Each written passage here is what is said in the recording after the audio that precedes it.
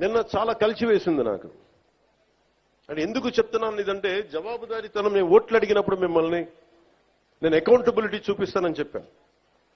జవాబుదారీతనం, ప్రతిదానికి బాధ్యత తీసుకుంటామని. నిన్న తిరుమలలో జరిగిన సంఘటన, అది మన సంక్రాంతి, తొలి సంక్రాంతి పండగ ముందు జరగడం చాలా బాధ కలిగించింది. వైకుంఠ ఏకాదశి రోజున 6 నిండు ప్రాణాలు కోల్పోవడం బాధ కలిగించింది. 36 మంది 39 మంది గాయపడ్డారు. మనసు చాలా క్షోభించింది. పండగల వాతావరణం, పండుగలు చేసుకునే తక్కువ, కానీ సంక్రాంతి నాకు ఎదురు చూసేది మన గోమాతల్ని పూజ చేయడానికి. కనుమ రోజు ఎదురు చూస్తాను నేను, మరి పూజ చేయడానికి కోసం ఎదురు చూస్తూ ఉంటాను.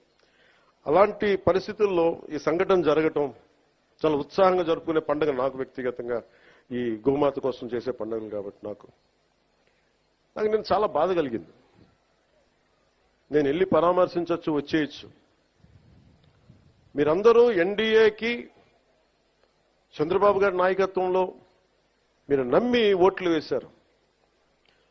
బాధ్యత వచ్చినప్పుడు ఎవరి మీద నెట్టలేదు. మీ వల్ల జరిగింది, మా వల్ల జరిగింది అని. తప్పు ఎవరి వల్ల జరిగినా మేమందరం ప్రభుత్వంలో భాగస్వామ్యం కాబట్టి మనస్ఫూర్తిగా నిన్న దేశాన్ని క్షమాపణలు అడిగాను జరిగిన తప్పుకి. ఇది దేనికి క్షమాపణలు అడగాలి అంటే, collective responsibility. Leadership is all about collective responsibility. పంచాయతీరాజ్లో తప్పులు జరిగితే అది మా అందరి సమిష్టి బాధ్యత. నా దగ్గర నుంచి ఆఖరిగా ఉండే మన గ్రామాల్లో ఉండే వరకు, ఫీల్డ్ అసిస్టెంట్ వరకు తప్పుది. ఎవరు తప్పు చేసినా బాధ్యత తీసుకోవాలి.